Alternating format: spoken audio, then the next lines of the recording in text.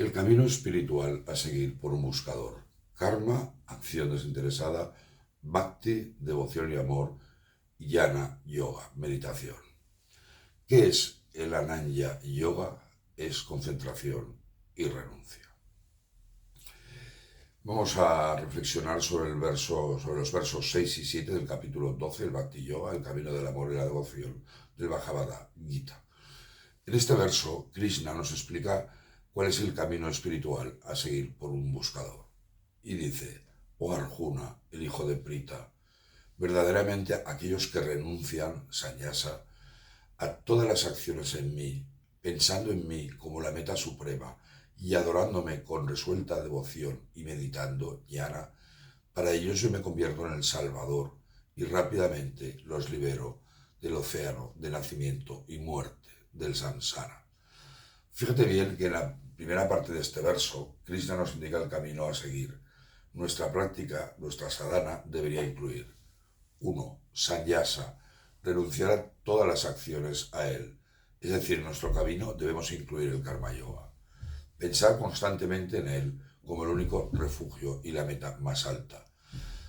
Tercero, adorarlo con nuestra mente indivisa, es decir, debemos incluir el Bhakti Yoga adorando a la forma personal de Dios. Y cuarto, meditar en él, es decir, debemos incluir el yoga de la meditación.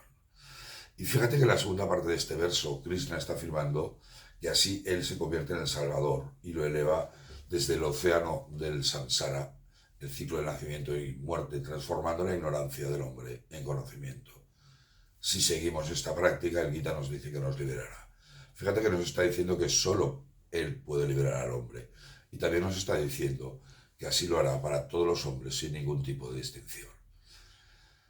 Krishna ya nos ha hablado durante el Gita de varios caminos: el karma, el jnana, el bhakti o el jnana yoga. Ahora introduce el concepto de Ananya Yoga, basado en la concentración y la renuncia a todos los pensamientos y acciones mundanales. Ananya Yoga por sí mismo no es un camino, sino que debería ser una componente fundamental de cualquiera de los caminos del yoga. Sea cual sea el camino, el Ananya Yoga lo potenciará. También quería compartir una profunda reflexión de Vivekananda, que es un poco extensa, pero bueno, creo que es interesantísima.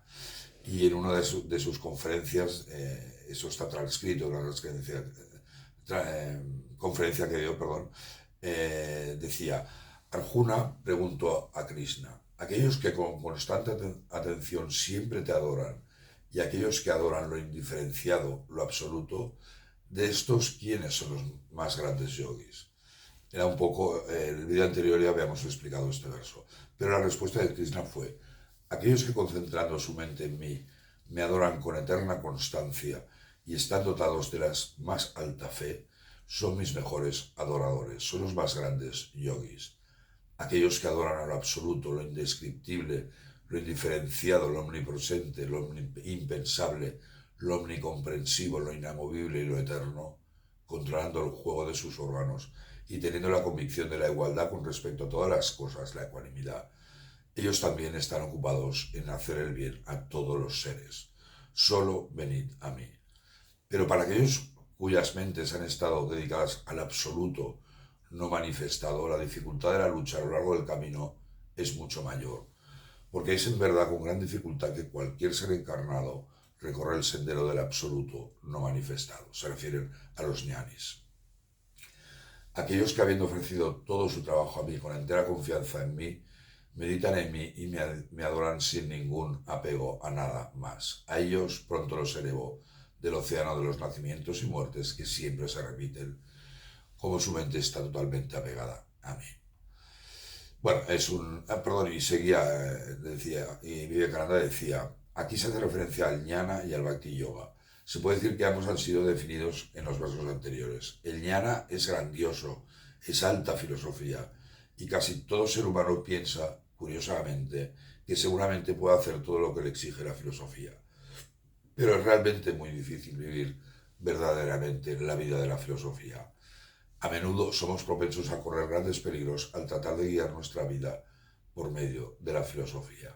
Se puede decir que este mundo está dividido entre personas de naturaleza demoníaca, que piensan que el cuidado del cuerpo es el principio y el fin de la existencia, y personas de naturaleza divina que se dan cuenta de que el cuerpo es simplemente un medio, un fin, un instrumento destinado a la cultura del alma.